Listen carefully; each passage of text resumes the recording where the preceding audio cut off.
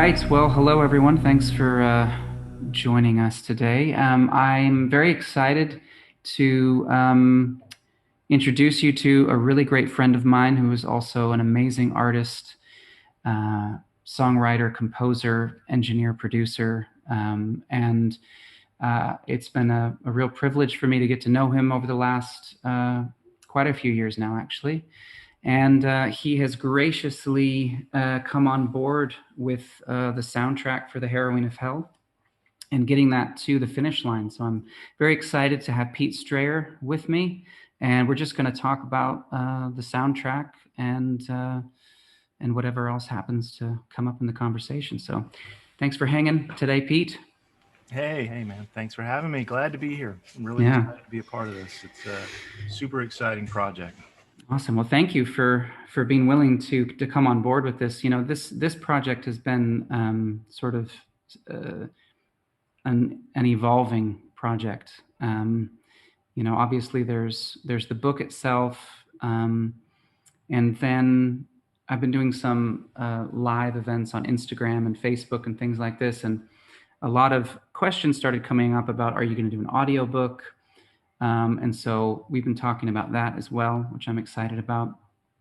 Um, and then there's also been this whole music component, and some of the compositions have been around for a very long time.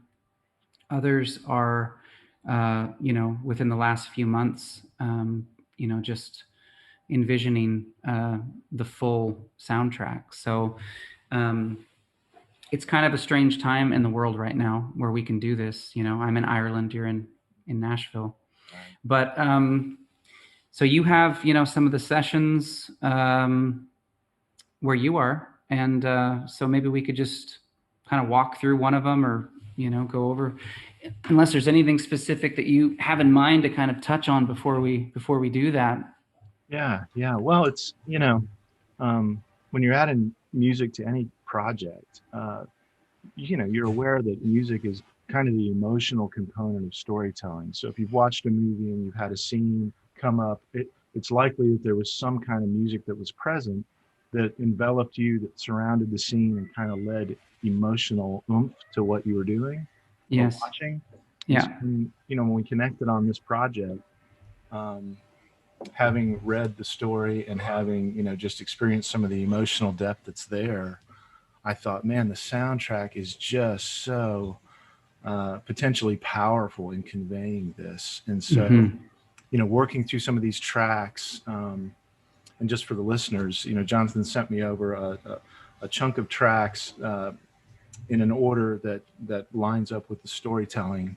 And some of these tracks are done and finished, and others we're working on. But as I listened through them and then read the story at the same time, uh, it really took that extra level, that extra dimension. So I think anybody that listens to this, standalone or while they're reading the story, is really going to be blessed because it's just very powerful Mm. stuff. Well, that's awesome. And that was my cat River, by the way, for anyone who's hearing the meow in the room. She's probably going to be coming in and out. Um, Yeah, well, I mean, that's really, you know, you and I, Pete, we've talked quite a bit over the last maybe, you know, year and a half, especially about the whole idea of works of art being sort of this immersive experience, you know, and that's something that, um, you know, obviously with my background with uh, acting, music, writing, and all of those things, it's kind of a natural thing to want to express, um, or to give the reader or the listener or the audience the ability to connect with something on, you know, all these different layers Hmm. and levels. And you've actually brought a lot of that to my attention over the last while, you know. And so it's sort of just naturally been developing with this project. Um, but The other I am, yeah, go ahead. in turn, I think a lot of people know this about you, but if they don't, they should be aware that you're an exceptional poet. And Thank you. beyond just being a good writer and being able to express yourself well in acting and in music and in playing, um, as I've read more of your poetry, and you've got, I know, one published book, right? Mm-hmm. Uh, and then this has an upfront poem and various pieces throughout the work. Hmm. There's something about that as well that informs, I think, your songwriting. And then as we listen through some of these tracks, as a listener, listen to the music as forms of poetry, because in poetry you have rhymes and you have Right. themes and you have, the words are taking those forms of expression, whereas in an instrumental soundtrack like the listener's going to hear with the harrowing uh, story, it's the music takes a poetic significance. And so Mm. there's something about that that connects to who you are, I think, as a writer and an artist and a composer yourself. Hmm. I think people will be surprised, because I don't know that you published a lot of this type of stuff, have you? No, I know. It's a strange thing because, like I said, some of these have been around for, geez, probably, I mean, longer than 15 years, I would say, No kidding. Wow. in one form or another. Mhm. So it is kind of an interesting thing when you spend, you know, uh, probably almost a couple decades working on certain aspects of what you love. In this case, it would be, compositions and soundtrack music. But so I lose perspective at times and forget that, yeah, I guess this is probably, the first project where it's actually, getting out there a little bit. But it's been a huge love and passion of mine ever since I was a teenager. So. Yeah, one thing that hit me as I listened through the tracks was there's an affinity for uh, Eastern sounds, Oriental Mhm. sounds, instruments, Yeah. collections of instruments, thematic motifs. Yeah. That, if you're writing these, 10 years ago, Hmm. and I know you've been working on this project for about that long, but Yeah. um, there's something that lends itself to the story in a way, because the setting, that we read in the Gospels, Hmm. was in Palestine, and there's something authentic about it. And I don't, you trust that God works in amazing ways. And so Hmm. through your heart for music, and then as this story's developed, I think as the people hear these tracks, they're definitely going to recognize that ethnic flavor to it. Hmm. Some of those things and instrumentations that you like. Yeah, and that's been a really interesting journey for me with that, because uh, my favorite music, when it comes to film composition, a lot of it really has some of that flavor in it. But I was experiencing a deep attraction to it long before I really understood. You really want to join the conversation, don't you? Long before I understood where it was coming from. Obviously, Peter Gabriel's uh, soundtrack for the Last Temptation of Christ. The music is just extraordinary, and I remember being deeply impacted by the music. I don't like the film at all. But the music is astounding, and to me, it remains that way after all these years. Um, and there was even some early versions of the Passion of the Christ where Peter Gabriel's music was, the temp score for some of that as they were putting the film together. Um, and so, oddly enough, there's a few of these compositions that go all the way back to when the Passion of the Christ was being made. Wow. And before the film was released, before any trailer or anything had come out, Mhm. um, my brother Richard and I heard, that this film was being made, and we started working on some music together, um, connected with that project. What we kind of imagined that could be like. So, and it was drawing from that Peter Gabriel influence, and then also drawing from, strangely enough, this ancient Irish Celtic influence. Mm. I remember hearing songs like Bono and Gavin Friday did a song for "In the Name of the Father," Right. Right. and there was this sort of Middle Eastern Mhm. stuff going on, mixed with, and Sinead O'Connor sang one of the songs on there, and those ancient Celtic melodies somehow connected with the Middle East. And I was so I mean, deeply, deeply drawn to that music, and as well as the soundtrack for The Boxer, that Gavin Friday did with Maurice. I don't know if it's how to pronounce his last name, Caesar or Sizer. Um, so anyway, all of that has kind of been there as a love, and then as I've journeyed towards the Orthodox faith, Mm-hmm. I've actually been encountering Byzantine chant, Right. and all of a sudden I over the last maybe 10 years or so, it was hitting me like, oh, okay, that's why I love that music so much, is because it was almost like this incredible echo. Right. It was calling from this eternal, timeless place, Right. and a time in history. So that was when the idea for the soundtrack kind of happened. I saw some of these compositions just lying there, and they've never really had a home, and I thought, this is actually Mm-hmm. the beginnings of the soundtrack for this story. So that's really how it all kind of, it's probably been a 15 to 20 year journey that is now coming together for this particular project. Right. Well, in music, not to get too philosophical about it, but it's so transcultural, and a lot of what happened and developed in Ireland, the British Isles, and Northern Europe musically was kind of transported from other places, and then Mm-hmm. in a way made suitable to some of the cultural proclivities and instrumentation that was available, and different tastes of audiences there. And so there is definitely a Celtic thematic feel to everything, but it's weird how it really dovetails almost seamlessly Mm-hmm. with these Eastern flares within Yeah. the mixture. And then Yes. you're saying, in Orthodoxy, we're so used in our world to listening to music for entertainment or escapism, Mm-hmm. or Mm-hmm. an ancillary auxiliary element in an artistic work.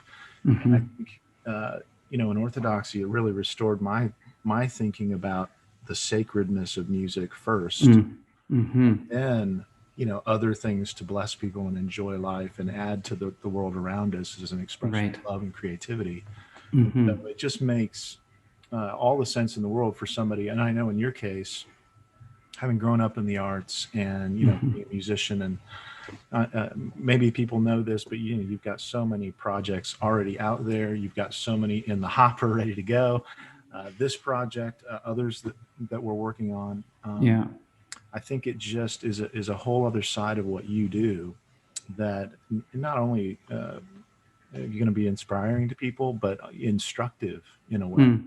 Mm-hmm. Because I know for me, and I'm relatively new to Orthodoxy, the storytelling around Christ and what happened is just so dramatic and so powerful, and the way you express it. And again, it's very poetic. As Mm-hmm. people will read through this, I'm so excited to see what the response is going to be, because I know it's going to be very powerful and very touching.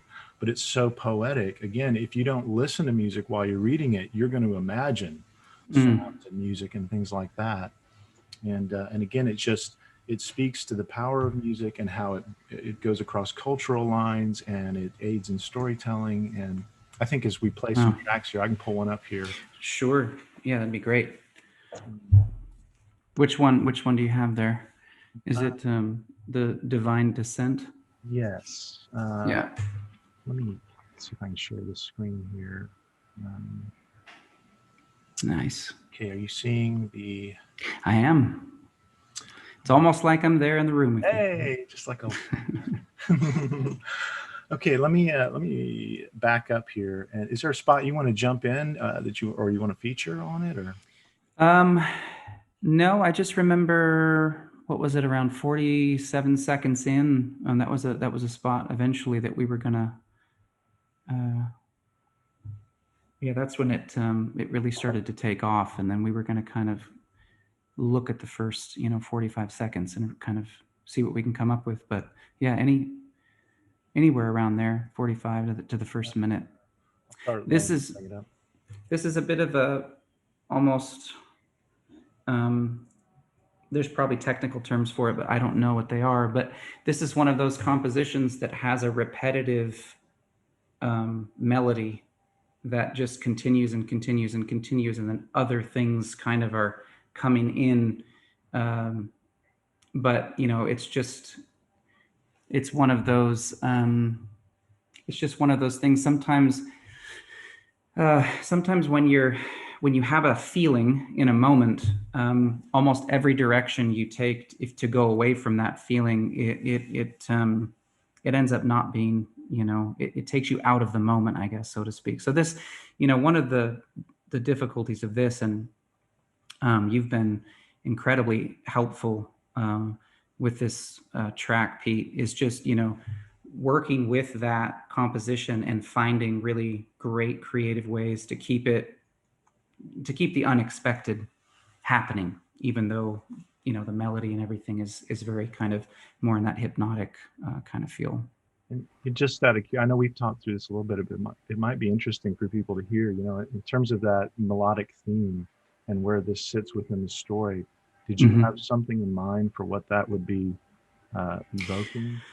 Yeah, so a lot of the music, kind of as you expressed, a lot of it is quite contemplative and meditative. One of the things that I, have been so fascinated with Byzantine chant is, again, I'm so ignorant with the terms, but I think it's called the ephon. It might be, but it's the low drone that a part of the choir or the chanters will do. It just holds one note, and then the chanting and all the melody, just goes around, but you have that anchoring low presence.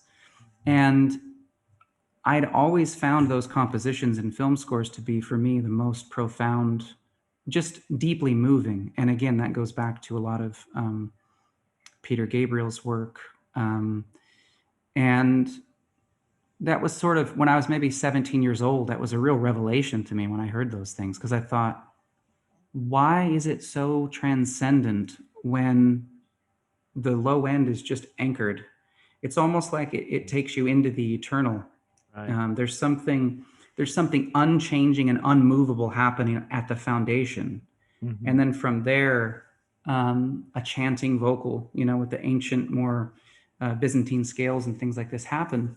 So I've always been, ever since I was probably around that age, so fascinated by it.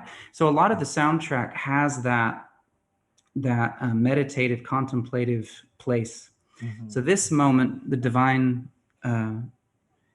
descent, it's a moment where a full triumphant movement begins. It's the point in the story where it's like, now it's a little bit ironic calling it divine descent, because it's almost the moment where the ascent begins. Mm-hmm. But again, it's sort of this mystical incursion, or this mystical jailbreak, really, that's taking place. And so this is the moment when it's like, okay, now it's time to ascend. And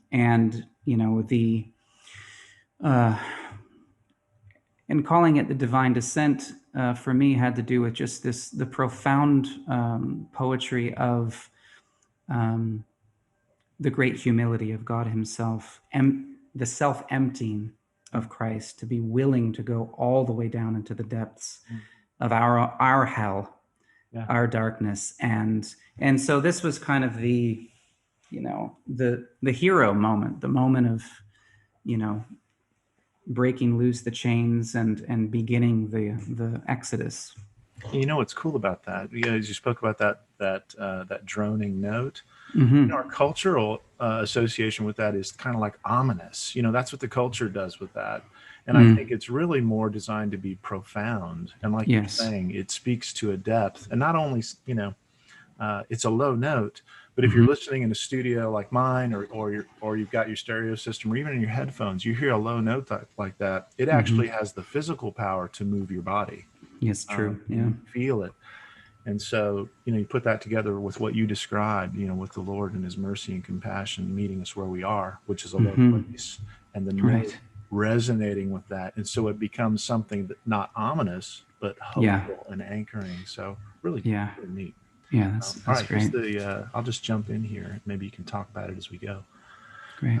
You seeing the screen up there? Yeah. Okay, here we go.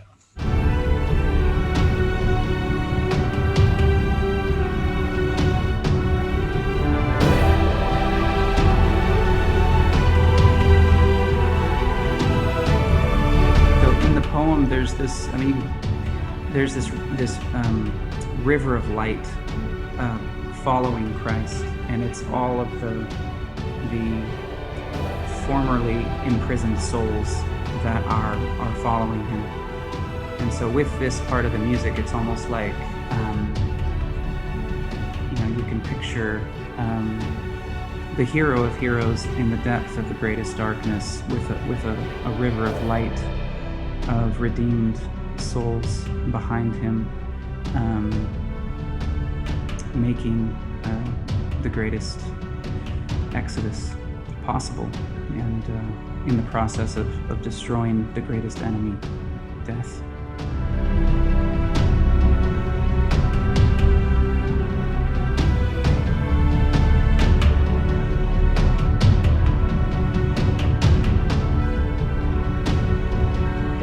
So listener, you can hear that theme, na, na, na, na, na, na, na, na, just repeating and reiterating. And as it goes, to me, just from a production standpoint, it drives it deeper and deeper into your mind. Yeah. And you've got the rhythm and energy of the drums. What were you thinking about when you put this idea together, in terms of like mixing that theme with that kind of energy? Well, there were technical issues originally with it, because it's in a time signature that I don't understand. I don't even really remember exactly what the time signature is, but anything traditional didn't work for it. So that was difficult at first, because it was just one of those. There was a sort of flowing movement to it, and I hope, and I think part of what gives it that feel of almost flying in slow motion a little bit, or moving, is because it's not in a traditional time signature that we are so used to in the popular music world nowadays. But yeah, I mean, it was really just, you expressed it well. It was just, you have this feeling in this moment, and then, I mean, it happens in writing a lot of the time too, when there's a certain streams of consciousness feeling, within the writing, and so I would say that in a music sense, that's kind of what I wanted this to feel like, is that it was just rolling over and over itself and building. And I loved, there were some moments when things just completely pulled back and kind of sunk sonically. And that was something very beautiful that you did. And again, the interesting thing about it is the theme is still going. It's still there. It's still just as consistent. So it almost becomes, a metaphor for a march, or I don't know what other analogy to use, but it just has this sort of unrelenting, almost, I guess you could say, hopeful defiance about it. It's just going to break through. It's going to continue its course.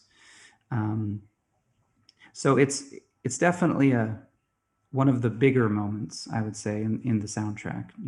It's you want to pull up the session, the mastering session, and pull up some of those more subtle, sure, meditative. Yeah, that'd be great. We do that. I'll stop sharing the screen.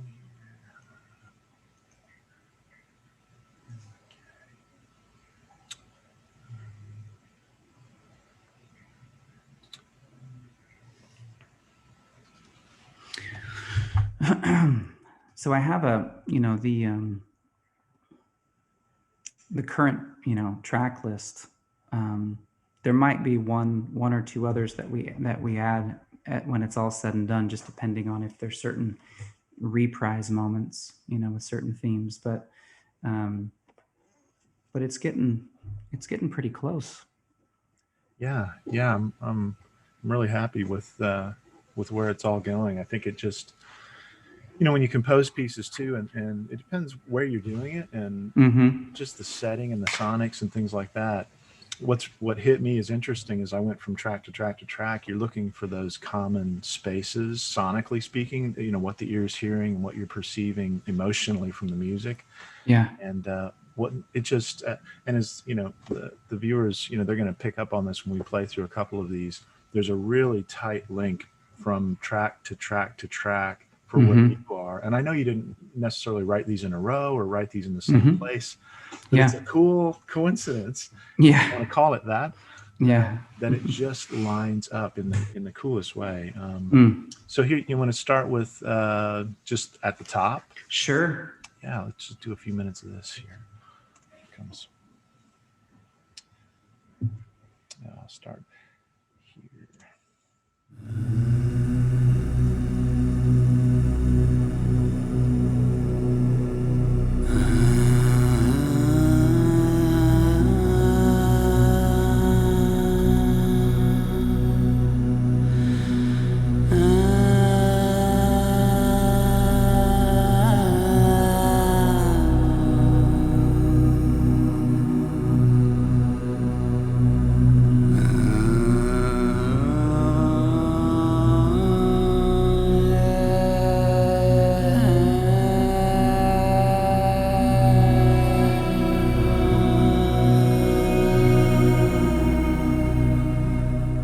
So just to interject here, what's really Mm-hmm. cool about this?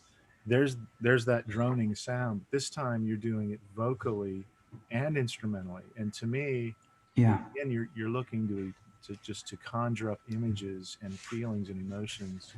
And so it's the humanity in the Right. depths. And then when that Yeah. theme comes in, um, man, it just gives this perfect counterpoint to the ear of what's going on and kind of the landscape you've set. So Mm-hmm. Yeah, that this is, as it's the sort of title, of the book.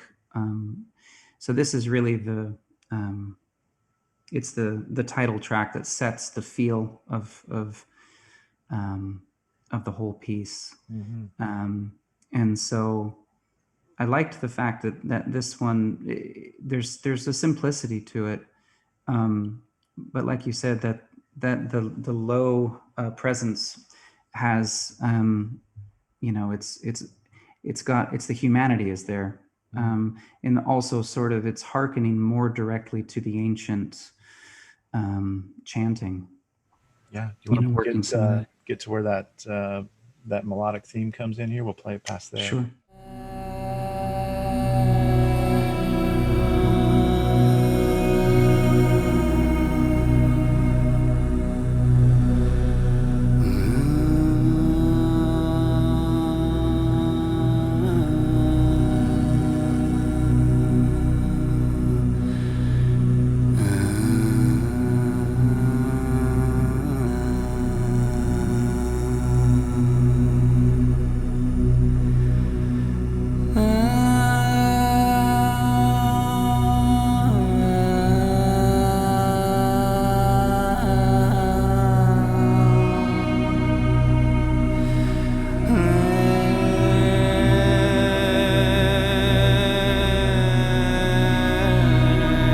Yeah, man, that is so beautiful. I mean, there's a conversation you're having vocally with the cello, um, going back and forth. Tell me a little about that. I think people might be curious to hear what you're thinking. Yeah, I mean that was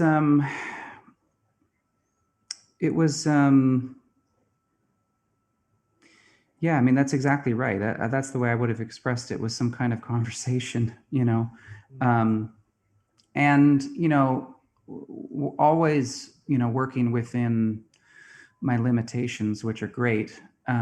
So there was a really beautiful, and you mentioned it before. I mean, I love all the Eastern instruments, and um, the duduk for instance. And I mean, I don't.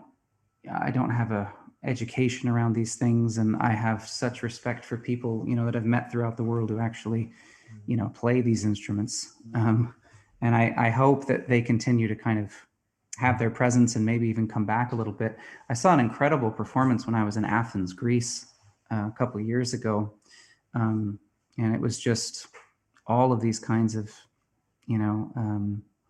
world instruments, and to hear them played live like that was quite astounding. But no, it's searching for, again, there's an echo. Some of these instruments, they for me, I feel like they call to a part of the human soul that's really sort of well, it's that place of mystery, I guess. So yeah, that was just looking for those moments of conversation and movement and harmony. And the other thing, and this is a real, I think, where a place where the arts and a certain theological truth happen. And one of the very important things for me with a piece like that one was the restraint. The sense of silence and waiting.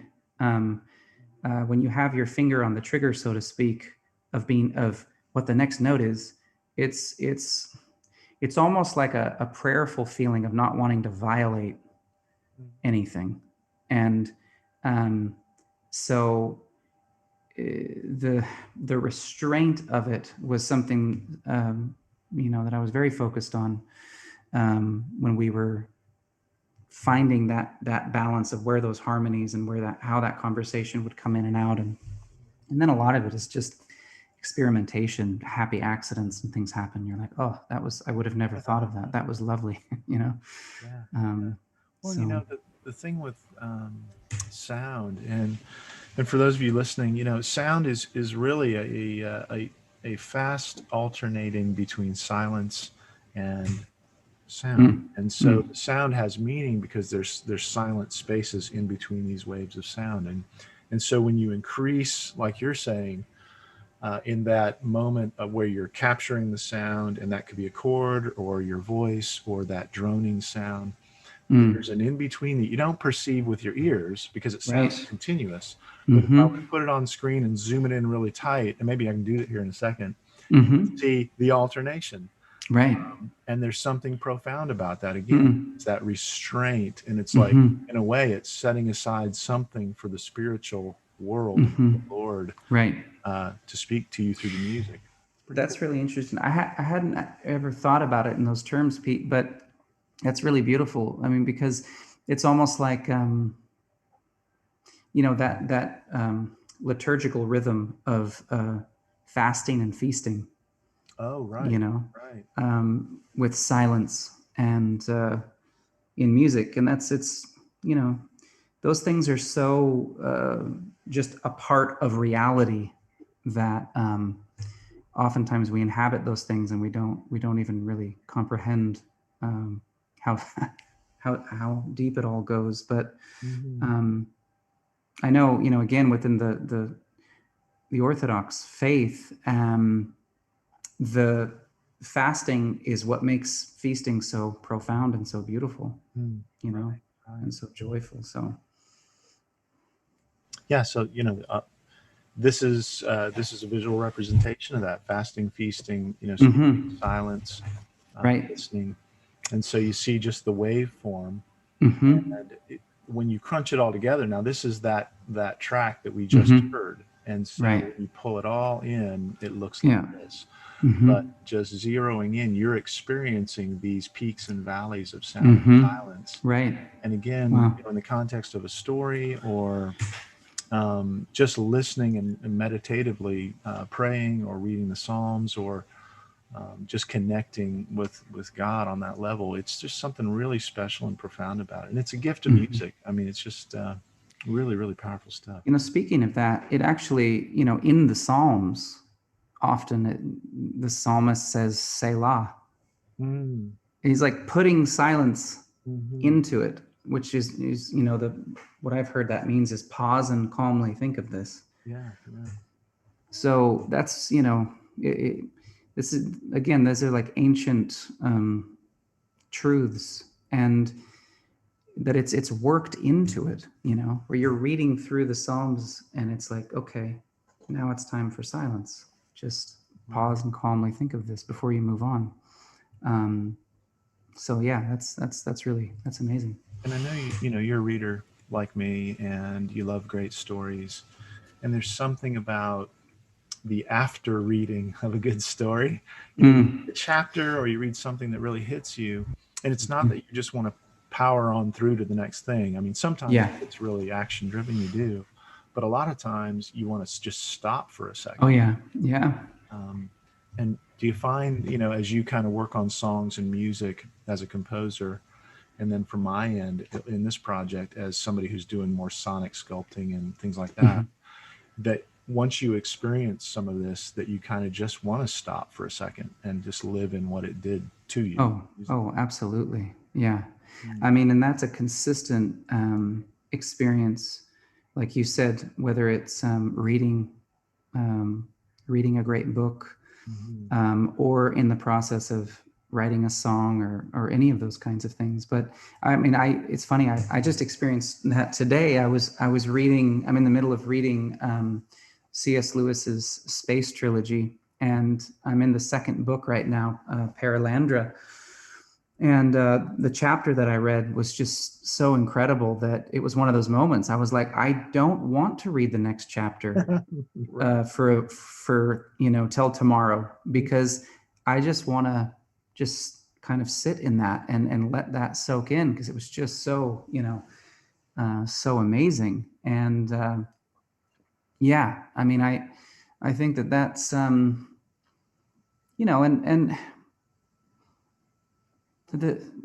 the world functions that way. I mean, it's like, the night comes and everything, we rest, we sleep. And so the artificial, you could say almost the artificial high of noise, activity. Even, I would even say, and this might just be my own preference getting in the way, I don't know, but even for me, when a lot of modern music is over compressed, and everything is forced to try to not have, I mean, the extreme in the other way would be obviously like, classical music, where it's like, it's very, very low volume, and then it gets really loud. And maybe if you're in the car, that can be a bit frustrating too. So it's not to say compression is bad, but it can be overdone, where you're not feeling the organic sense of something living and breathing. And I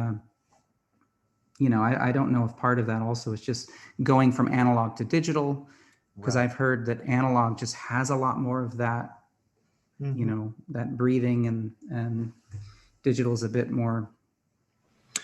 Yeah. I know, when I was learning engineering and kind of just getting my legs under me, it was a studio that was all analog, and, it was 2-inch tape.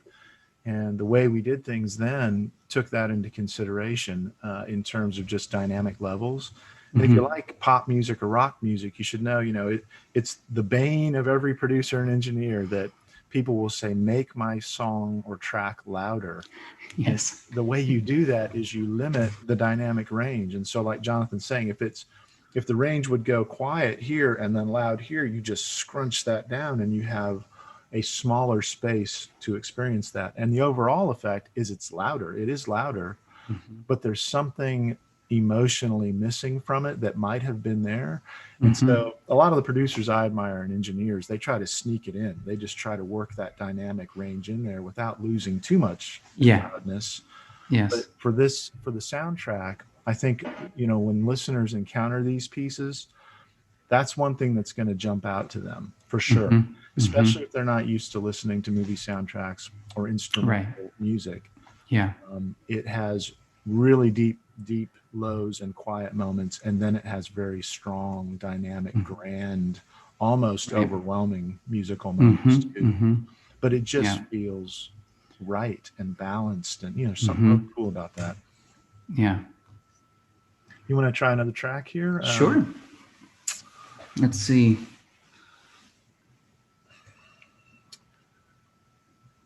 What would you like?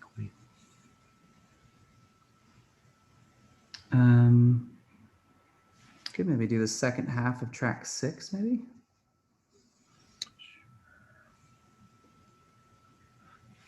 Will you work wonders for the dead?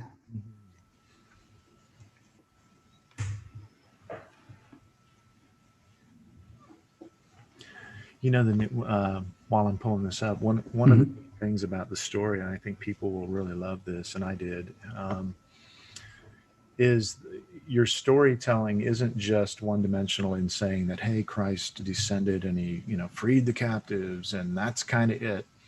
You really get into some detail and some personalities and some specific situations that really jump off the page in a way.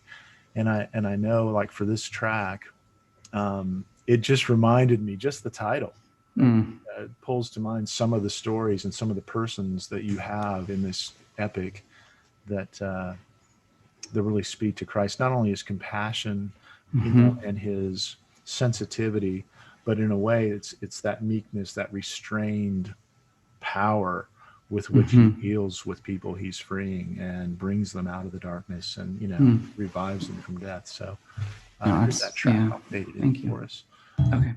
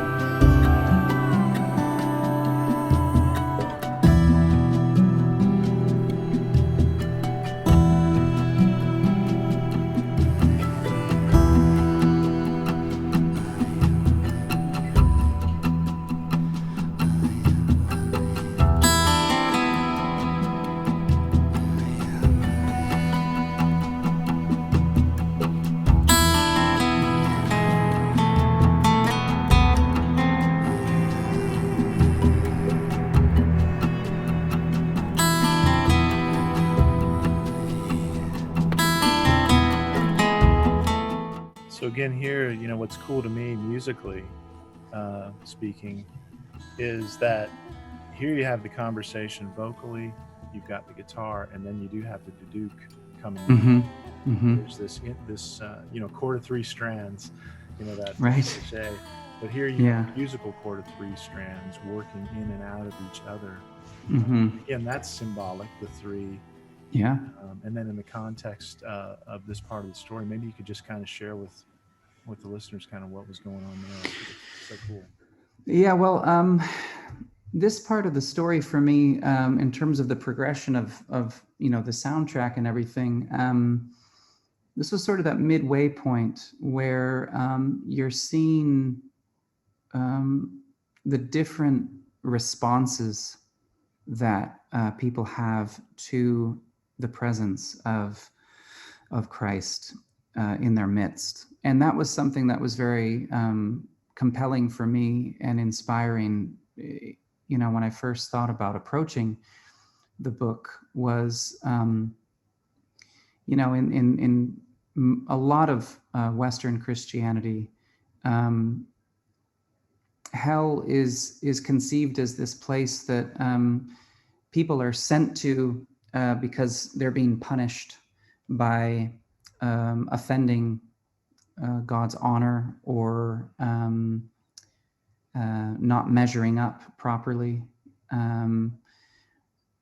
And it's really oftentimes seen as God almost separating himself from us and punishing people.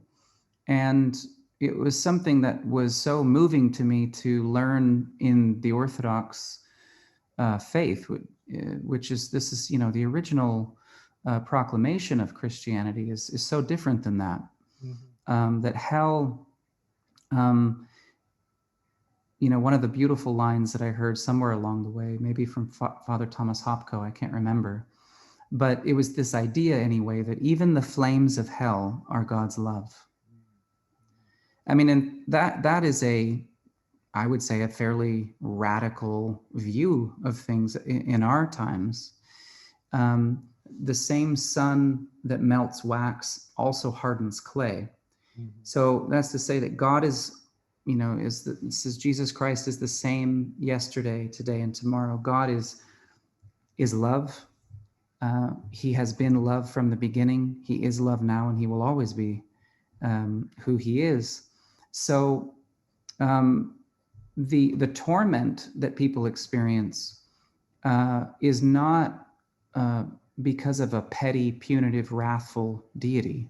Mm-hmm. It's actually the condition of a soul that is resentful and bitter towards the presence of love. And this is a completely different, feeling. So this part of the story with this music was, it's almost not pushing too far in one direction or the other. It's just kind of feeling this moment. Some people come and receive the light. Others are more, they kind of enclose on themselves and are almost more enraged by the presence of mercy. And so the tension within the song is hopefully expressing some of that dynamic. Well, and if that idea of God's love and the position of the idea that we're very good in our culture of thinking in terms of black and white, just and lack of justice and things like that. And I know a lot of people out there really struggle with reconciling what they understand God's character to be with what I think ultimately the scriptures reveal to be true about him. And right. Some of the things that you're saying, I know for some listeners here, it's not going to be new material, but I think for a lot of people, it will be. And I know, as I've learned, about orthodoxy and some of the expressions of God's character that maybe weren't emphasized prior to that in my world, it was just an unbelievably comforting, enlivening experience. My background in leading worship and things like that in music over the years, I like to feel like I was a guy who was drawn to praise just naturally, just through the grace of God. But when I started to get a hold of some of these ideas of God's goodness being exponentially bigger than I had given thought to, it just was mind blowing. And it really, I wake up in the morning and go, I'm bursting with praise. And I know that sounds kind of weird and dramatic, but it was true, because it was part of God's character that I hadn't really gotten a hold of yet at that deep of a level. Yes. And again, with the story and the soundtrack, I think there's these moments within the storyline that as you read through it, and like you've mentioned, and like I was saying before, there's this power and compassion that blends beautifully with this idea that he doesn't overlook sin or injustice or evil or anything like that in the world, but he meets it with who he is in order to remedy it. And there's something really special about that. And maybe we can play another snippet of this particular track with that in mind and see if people can get that sense of it. Let me share the screen again here. So here it comes again.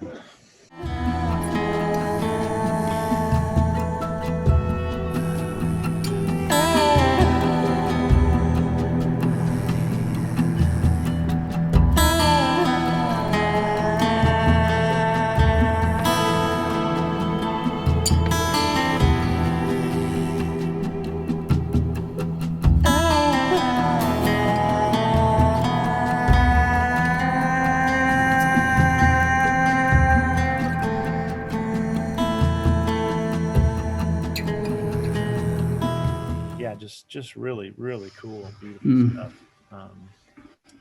And the persistence of that guitar, you probably heard there, it was just kind of chunk, chunk, chunk, chunk.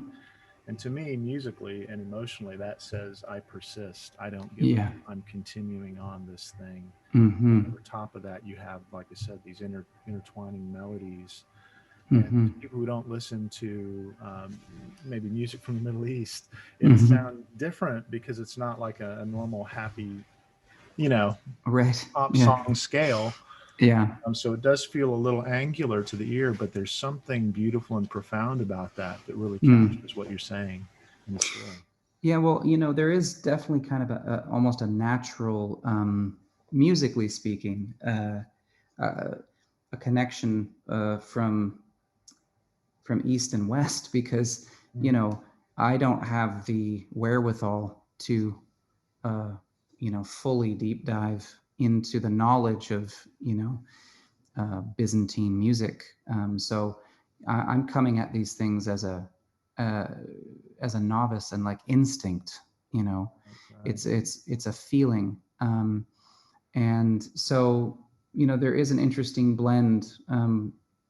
And one of them in particular, I don't know if it's in the shape yet where we'd play it or not, but the one of the last tracks, like the Epic of an Everlasting Dawn, that one in particular was uh, a real blend of you know uh, what people in the West, what their ear would be able to relate to, and also bringing in some of those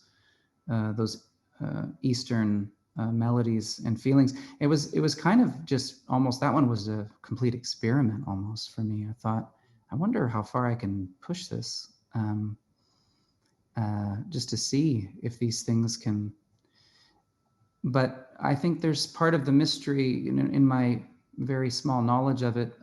Part of the mystery with Byzantine music for me is because the scales are so much more alive and open in a sense. You can come in and out of. There's so many more notes, and you can come in and out of the major and minor melodies in such a unique way that I think it's almost, and I'm sure I could certainly get criticized for saying this, but it might be in some ways truer to life in the sense that what we experience on a day-to-day basis, my moods or whatever go from the major, minor, it's all kind of, well, also, I mean, on a deeper level, you could say that, you know, the suffering and the joy are experienced. They're much more connected.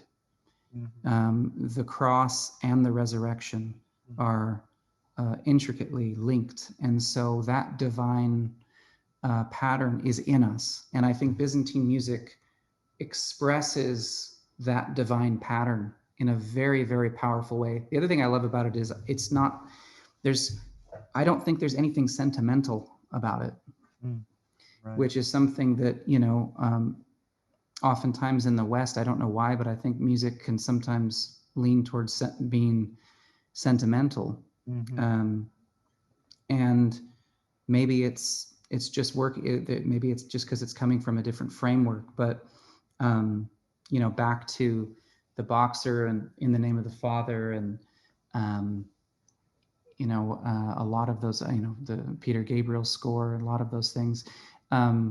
It was just calling out from a different place, and so it it feels like it's connected to life in a particular way that, at least for me, I certainly resonate with.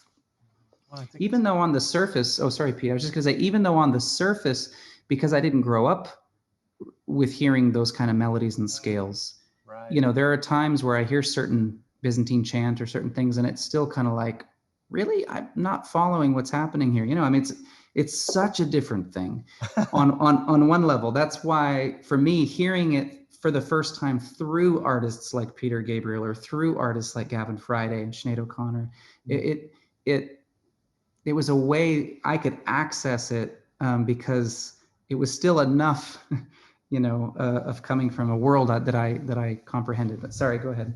No, that's exactly where I was going. I think there's some just a crass analogy would be like, we're used to, in the West to hearing things that would be the equivalent of alphabet blocks, musically speaking. You've got a major scale and you've got half tones and whole tones in the major scale.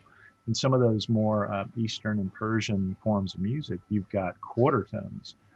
To our ear, like you're saying, there's something you're not quite tracking with it because you're just not used to breaking it down to those subdivisions. Yes. But this is what takes it out of sentimental or profound being your only options to a much more nuanced emotional response within it. And it's kind of a shame that we aren't more exposed to that here.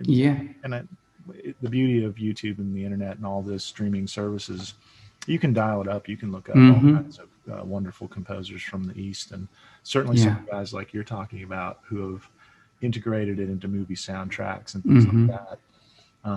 Have pushed, I think, listeners a little bit harder than what they normally tolerate. But once you get used to it, like I've got an instrument behind me, this guy right up here, it's called Oud.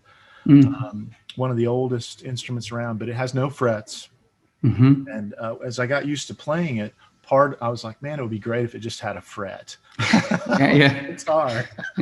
And fretted instruments move in half-step increments, right? And so when you get some of these older instruments that have been around hundreds and hundreds of years for centuries and centuries, there's no frets because they need that nuance. They need that in between. They have to have the freedom to be able to, But there's something, like you're saying, really special about that, and it just gives a whole other set of colors, other than red, green, blue. All of a sudden you have these hues and shades, musically speaking, that I think do show up in the soundtrack quite a bit, and maybe more than people would expect, but not so much that you'll go, oh my gosh, I don't even get what's going on here. It's still accessible, and you hear the guitar there. That Duke is working in and out of some of the quarter tones. Yes, exactly. So, Pretty cool. Yeah. You want to hear some of this? I've got it pulled up here. Oh, sure. Are you seeing it? There we go. Yeah. All right, here it comes. It's a bit of a long fade in, so you could probably even start it a little later. Yeah.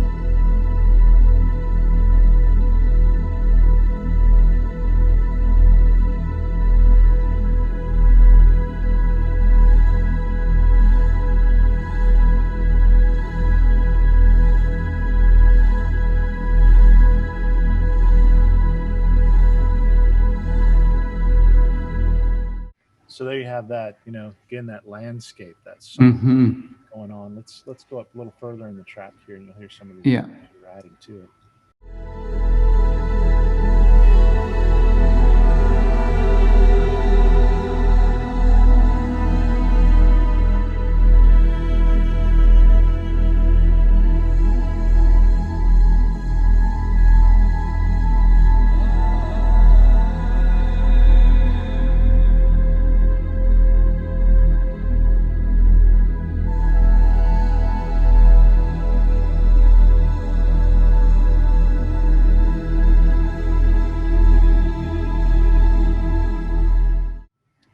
So again, more layers, more texture coming in. And I think as we develop this thing, this one's going to become a little more than what we're hearing now. But what it is now is it's a complete thing. And from a production standpoint, it's just a question of drawing out some of those sonic colors. Yeah, for sure. Pretty powerful. Well, this one to me as well, it felt almost almost like a dream, Mm. you know, because at this point in the story, and this is sort of, you know, this is coming towards you know, more the back half or the towards the end of the story, but it had to have you know, certainly something that felt dreamlike and transcendent, but it almost doesn't work to say dreamlike, I guess. It's dreamlike only in the sense that, actually, it's interesting. I read this beautiful line in Paralandra that C.S. Lewis said, and it was something like the main character experienced something that I don't know if he said maybe people don't often experience or sometimes do, where they see reality and think it's a dream. And because, you know, obviously in that story he's on another planet, so it's like he's looking, what he's looking at is real, but it feels like a dream. And so that's kind of what this moment, um, and even the way, again, the presence of the low is just anchoring something so solid, but then there's almost like these, it's a bit of a dance happening, you know, in a conversation, and echoing back and forth, um, and partly working in some of the more you know, Byzantine notes and everything, was to keep it from drifting towards what I would say is, I guess, more the simple. I didn't want it to feel, it's you know, it's not a triumph that is simple, or, you know, it's a complex, hopefully more of a revelatory consummation. And so the all of those layers hopefully coexisting, you know, is what will allow the reader and, you know, the listener to almost allow them to engage their own imagination and longing. If you don't give it to them too straight and too simple, you know, here's the nice bow, here's the nice, it's all pretty, but somehow hopefully open up a moment where the listener can actually have their own tension and imagination present in what's going on. You know, you mentioned Paralander, which I love that book. You know, and C.S. Lewis in it, you know, he's elevating the reader because he pulls you out of spaces you know and are comfortable with, Right. and so you're in this almost abstract place to some degree. Right. Yeah. And through that elevation of the reader experience, you are open to a new, more profound expression of his storytelling, and it's a really philosophical Yeah, book. for sure. If you haven't read it, definitely highly recommend. But Mm. musically speaking, and what you're saying, and again, in Western culture, a lot of what we are used to are clean endings, clean, Right. happy, Yeah. nice, tied up in a bow endings. And I think what you hint at here, and what you just expressed, was it's almost an ending that sets the stage for another resolution, another Right. journey of sorts, but on different terms, Mm-hmm. and in a different place, kind of like the C.S. Lewis Right. story. So Yeah. sonically, I love how, again, and these pieces, they spin out over long stretches. Some of them are long pieces Mm-hmm. because they're designed to be experienced and Yeah. not so much categorized or Yeah. listened to in small chunks. Mm-hmm. And that's kind of the beauty of soundtracks and movie film score, you know, composing. Yeah, I love the idea, Pete, you brought up a little while ago, of just, you know, wondering if, you know, maybe the soundtrack should also be released as one, you know, musical Yeah, movement, yeah. which I think could also be really great to have that as an option, where it's like you can kind of sit down and hopefully just take off and go somewhere, you know. The long form listening has certainly become less and less common, but yeah, I like that idea a Well, lot. It could be if great. this ever came out on vinyl. Well, that too. Yeah, yeah, yeah. So you're saying on vinyl you would do it and just wouldn't track, you wouldn't put the different tracks, right? You just, Yeah, yeah, it yeah. just The only flows. thing you'd have to do is A little break maybe Side B. mid record, but Yeah. Yeah. but such, gorgeous writing, and I really think again it lends itself to the story that you're telling in ways that elevate it, and again it just takes people to a different place, and it makes my job, for production and and mastering and arranging and working on some of these with you to a whole different approach and way of doing it, because it's easy to be technical. And for those of you out there who are music production majors or engineers, technical mastery is not as difficult as you think. It's more the mastery of the spirit of something, because you can always tweak knobs and change sounds, but capturing the spirit of a work in a mix, in a context of a story. In pop songwriting, it's a different set of sensibilities. In film composition and instrumental things such as this, as you can explain, Jonathan, it's a whole different beast.